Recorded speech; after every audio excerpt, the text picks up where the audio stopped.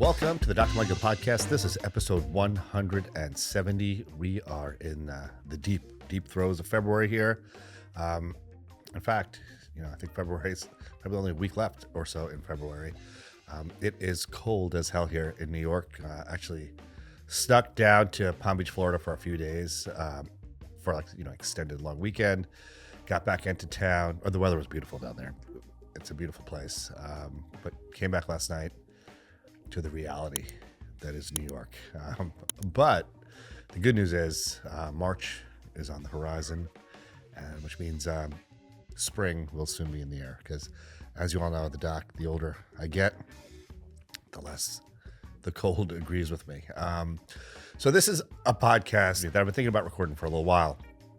But, events in the world, particularly, my last couple of podcasts have been about the scummy private health insurance companies and how they're screwing us all over.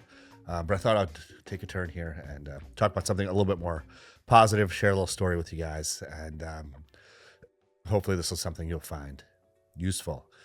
So a couple of weeks ago, so my wife and I basically have like this morning routine where, we get up and, I drive my little guy to school.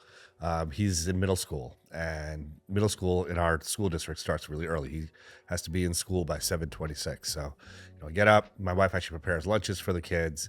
I make sure my little guy's awake. I prepare him breakfast, and then I drive him to school. But part of like the morning routine is, organizing the backpacks for the kids. So, my wife will prepare lunch and put them in each respective child's backpack. I have 3 kids, and then my little guy, he's our lovable, loose cannon kind of kid, free spirit.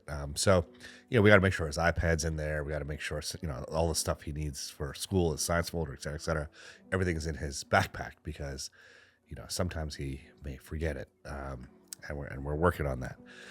But anyways, a couple of weeks ago, he was about to go to bed, and he was like, his backpack was already set up on the counter, and he was talking to my wife and said, "Hey, Mom, would it be okay, if you kind of put my snacks in this pocket, put my headphones in this pocket, put my science folder and iPad in this pocket? These backpacks have multiple compartments." And my wife said, she's got so much stuff going on in the morning that she was like, "Come on, it's all going to be in there." But that's asking for a little too much.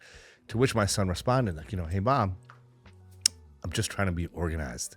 And I was just, I was sitting off to the side, just, listening to the conversation. And I loved that he said that. And I'm going to share with you why, because I'm all about organization.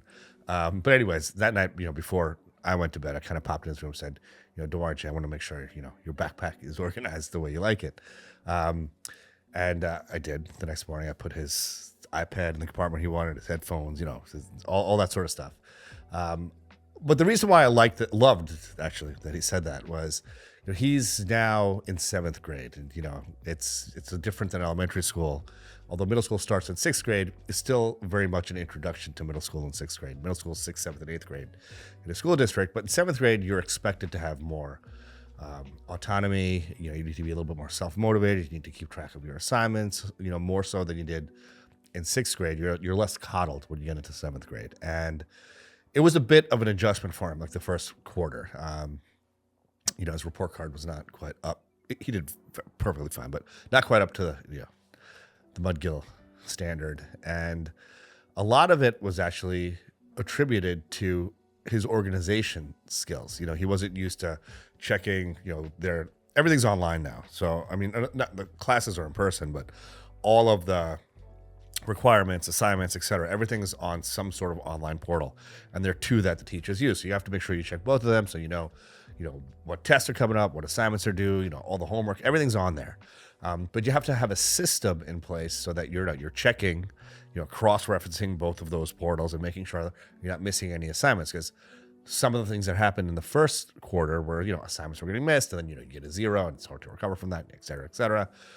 But his second quarter, he had an amazing report card, all A's and A pluses. And, that is really all attributed to his enhanced organization. He basically took him a little while to kind of figure out how to organize himself. But once he figured out how to organize himself and had a system in place, it was almost an infallible system.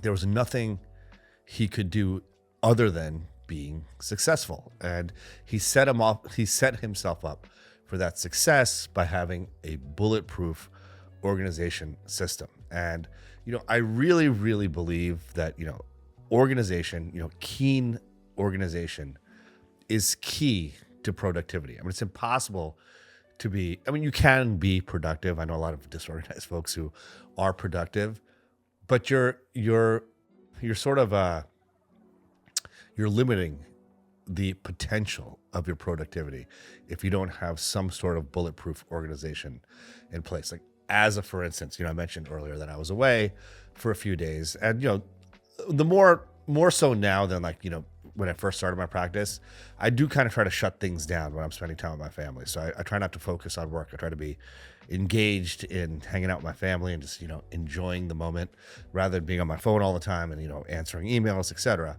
So I've mentioned before that I use email a lot as my organization system. It's actually my primary organization system. And I always strive to have a zero inbox. So when I open up my email inbox, things that I can take care of right away, I take care of just then and there. I don't waste any time. There's stuff that I just never need to take care of, or it's just spammy stuff. So I just archive that immediately. And then sometimes, or many times, there's things that require a little bit more attention, a little bit more effort. So for instance, when I was away in Palm Beach, what I did was I basically snoozed those emails until 8 o'clock today, because what I knew I'd be sitting at my desk and I could, sort of triage all of those things that required a little bit of extra effort. So this morning, me sort of entering back into the work, mindset, I guess. I spent 2 hours basically just triaging those emails, responding to lab results, emails that required, more thought than just a one-line answer, some accounting things, et cetera, et cetera, et cetera. I just spent a couple of hours just banging through those and got my, I basically started the morning off with essentially a zero inbox. And then at 8 o'clock in the morning, 30 emails popped into the inbox because I snoozed them, and I just worked through them and worked my way back to a zero inbox. Now, anyone who's busy and running a business or a practice or, is getting a million emails a day. So, every time I open my phone, there's 20, 30 emails. But with this system in place, it's very easy for me to maintain a very high level of organization, which ensures success and productivity. It's super key. I also try to eliminate decision making. I mentioned this in my book, and I mentioned it in a couple of podcasts, that I don't waste any time hemming and hawing over my seamless order for lunch. I basically eat the same thing every day. When I'm in my Long Island office, so on Tuesdays and Thursdays, I have the same exact lunch, and I order it while I'm on my way to work, and it sits there waiting for me when I get in. On Mondays and Wednesdays, when I'm in my New York City office, I have the same lunch order to my office, and I order it as soon as I kind of head into New York City, and it's just there waiting for me when I get in, and I'm ready to go.